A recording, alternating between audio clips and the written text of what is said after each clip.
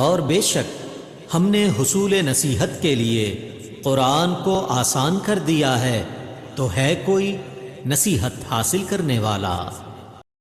بسم اللہ الرحمن الرحیم۔ السلام علیکم ورحمۃ اللہ وبرکاتہ۔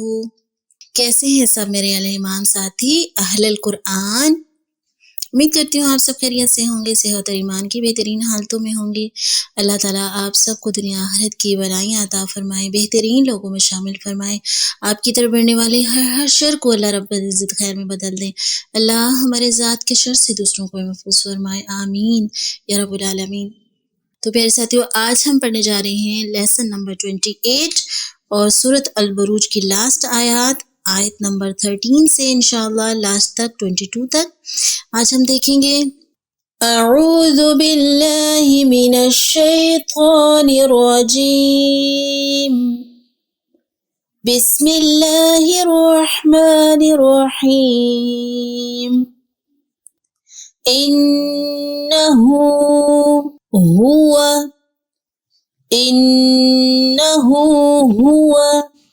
یبدئ کلکلا ویعید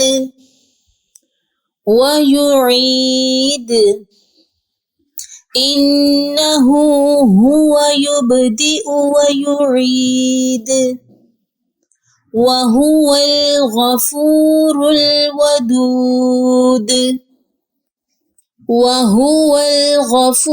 الْوَدُودُ ذُو الْعَرْشِ الْمَجِيدُ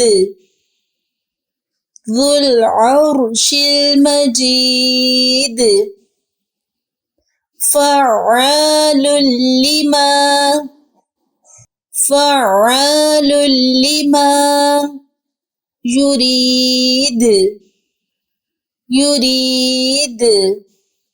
فَعَّالٌ لِمَا يُرِيدُ هل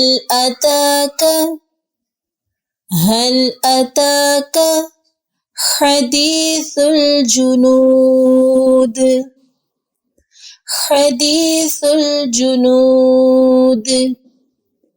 هل أتاك حديث الجنود فرعون وثمود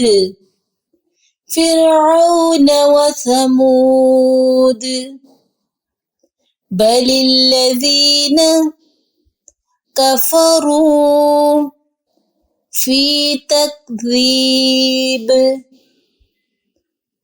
الذين كفروا في تكذيب والله من ورائهم محيط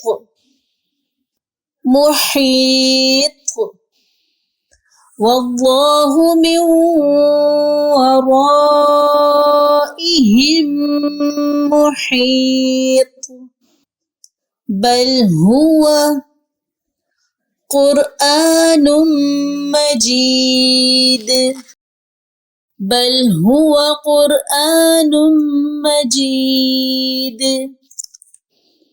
في لوح محفوظ۔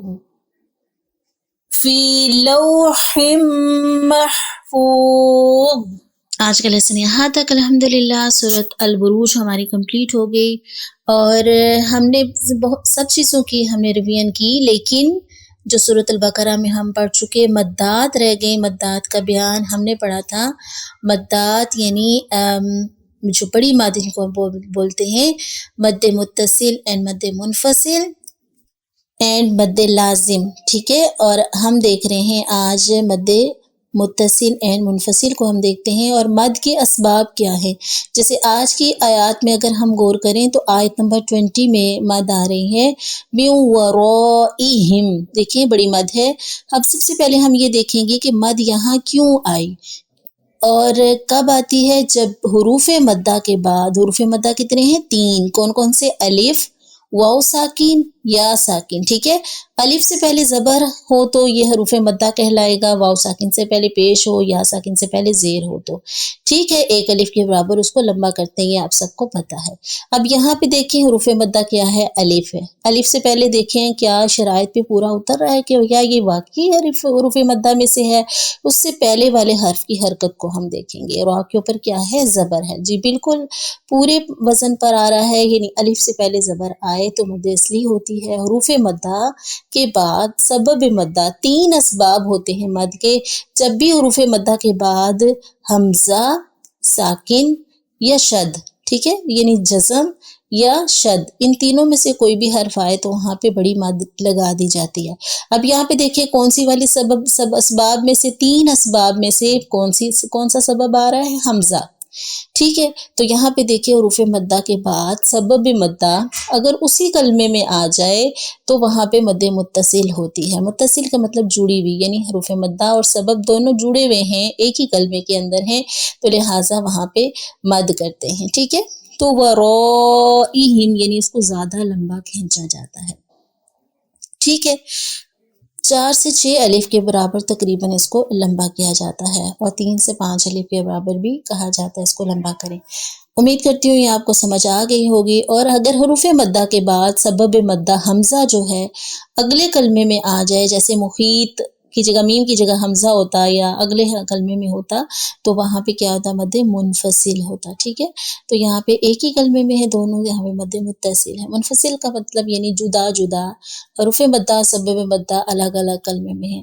ٹھیک ہے، تو یہ ہے آج ہماری مد متصل اور منفصل کے بارے میں. اور اسی طرح مد لازم بھی ہے. مد لازم کب ہوتی ہے، مد لازم کو انشاءاللہ تعالی ہم نیکسٹ دیکھیں گے. آج کے لیے اتنا کافی ہے. ٹھیک ہے، ایک بار پھر سے ان آیات کو دیکھ لیتے ہیں. بسم اللہ الرحمن الرحیم.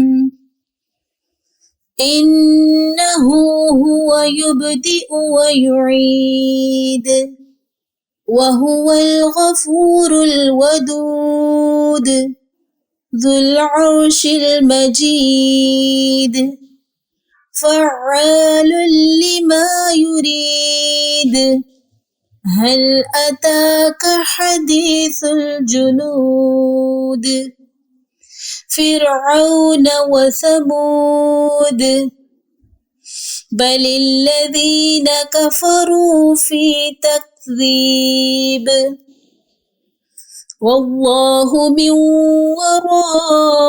ورائهم محيط بل هو قرآن مجيد في لوح محفوظ. تو ساتھیوں آج کا لیسن ہمارا کمپلیٹ ہوا الحمدللہ. اللہ ہماری کمی کوتاہی کو معاف فرمائے، ہماری کوششوں کو اپنے بارگاہ لبے کو منظور فرمائے، ہمیں ایک ایک حرف کا ایک ایک آیت کا حق ادا کرنے والا بنائے. آمین. سبحانک اللہم و بحمدک اشہد ان لا الہ الا انت استغفرک و اتوب الیک. السلام علیکم ورحمۃ اللہ وبرکاتہ.